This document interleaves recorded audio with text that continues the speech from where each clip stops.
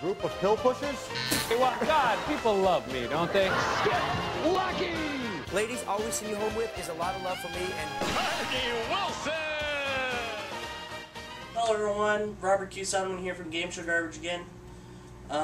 It's time for me to say that we'd like to thank you for voting for the Patrick Wayne Award this year, and the winner... Bowser! No, I'm kidding. Bowser's actually a birthday present I got from my friend Adam. Thank you, Adam. Love Triangle actually won it this year, beating out $1 Million Money Drop by a span of only 6 votes. Over 100 or so votes were cast for this year's Patrick Wayne Award, and we thank you for voting. So now you get to torture me as I get to torture you with a Love Triangle induction. Have fun, America! Over the weekend, while I was away, 2 new game shows debuted on the Hub in The Game of Life and Scrabble Showdown. Both of them have major problems. Let's start off with The Game of Life. Now, The Game of Life has one great thing about it. Frank Nicotero as host. He does a fantastic job on this show.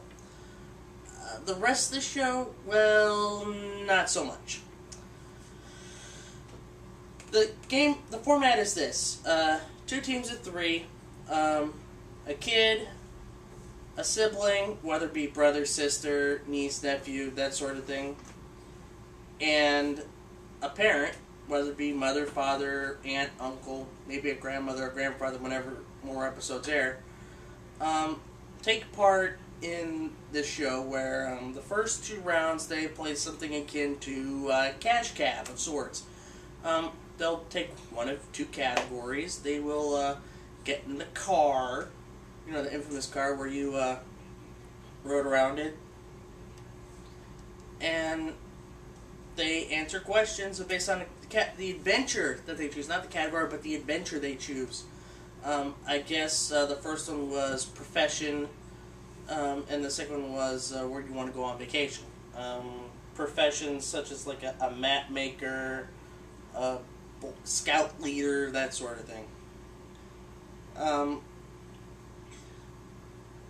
You have to answer as many questions as you can before your gas tank runs out, i.e. timer.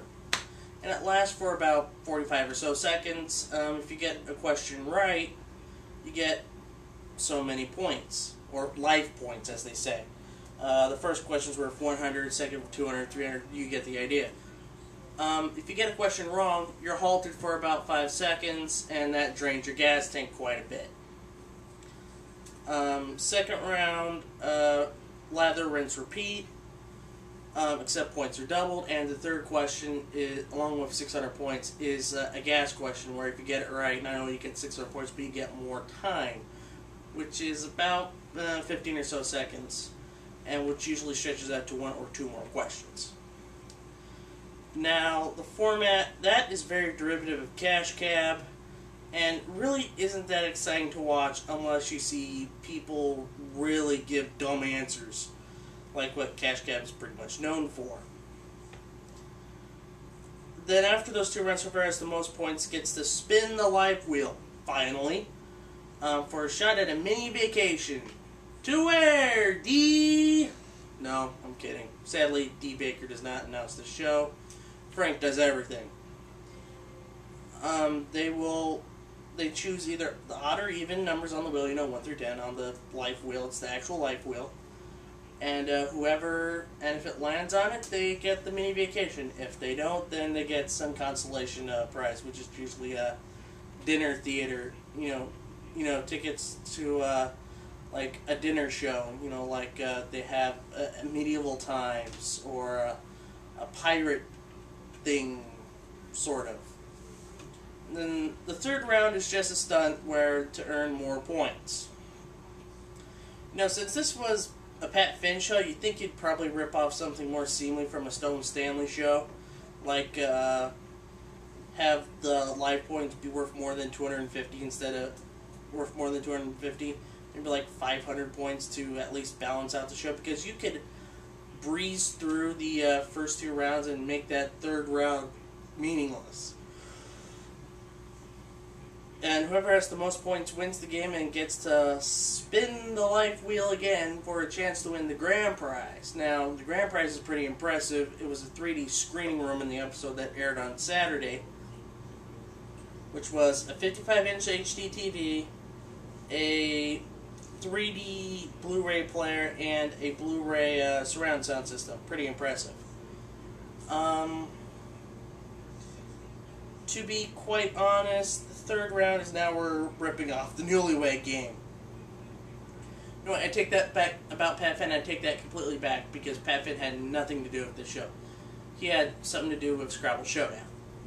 But the third round is just a derivative of the Newlywed Game, you know, having to do with the adventures that the family took place in. Not that good. It was like an either-or, you know, Newlywed Game. Like, they went on a scouting trip in the first round. Does he want to get a merit badge of robotics or backpacking? I wish I wasn't making this up. I'm glad that they're shelling out some coin for some really good prizes. Like, I would want to have the 3D screening room. But the show just isn't that good. The set is bland. I mean, I think I haven't seen like a blander set than Wink Martindale's interactive games that he had for Family Channel years ago. I think this kind of ranks with Boggles or Jumbles or Shuffles sets. They weren't good at all. Overall, I would recommend not watching The Game of Life. It's just not that good of a show. The music isn't that good. And the whole show is just one gigantic ripoff after another. It seems like they didn't even try.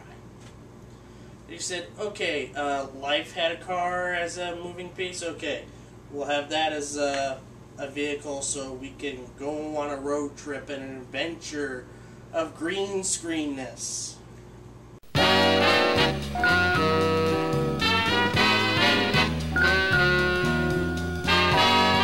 Anyways, on to Scrabble Showdown, a much better produced show done by Sam Stewart, Pat Finn, Laura Chambers, and I think a daughter of Dick Clark. They play various variations of Scrabble, like if you remember Scrabble Flash from last season's Family Game Night, that's around.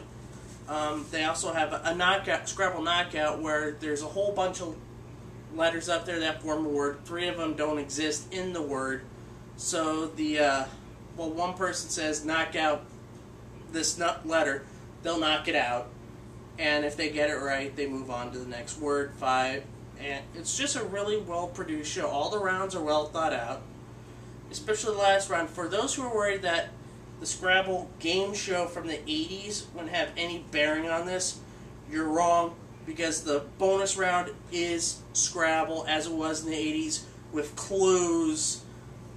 It's just like they're playing Speed Word on speed. And they use the kind of like a Now You See It points format where, they have, whatever numbers on the tile, like, for example, exactly on the Scrabble board, like W would be worth 4 points in the word, a Z would be worth 10 points, and all that good stuff. It's a well-produced show, and I'd love to give it 100% watch it, but it's only I want to say I want to see it succeed, but I want to see it succeed with a different host than Justin Willman. By the way, to the person who suggested that Pat Finn should hire Justin Willman, fire that guy. He sounds like he doesn't even care on the show. It's like, alright, well done, you get this prize and 2 tiles in the bonus round. Way to go.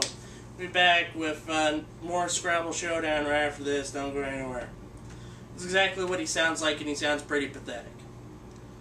Well, he also sounded pretty pathetic on Cupcake Wars too, man. Look how that turned out. It's on for another season. And I'm unemployed. Life is stupid. Also, once again, great prize given out at the end. Trip anywhere around the world. The show, somebody won a trip to Bali.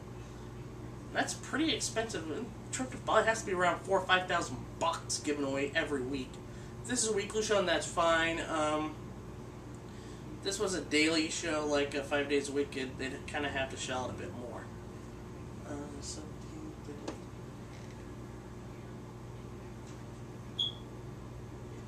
30. I guess this will be airing every Saturday, I guess. Around the time it was on, which is around 4 p.m. Eastern, 1 p.m. Pacific. That's pretty much my opinion on both shows. Both of them could succeed, but they both have major flaws that kind of prevents me from giving them an overall ringing endorsement.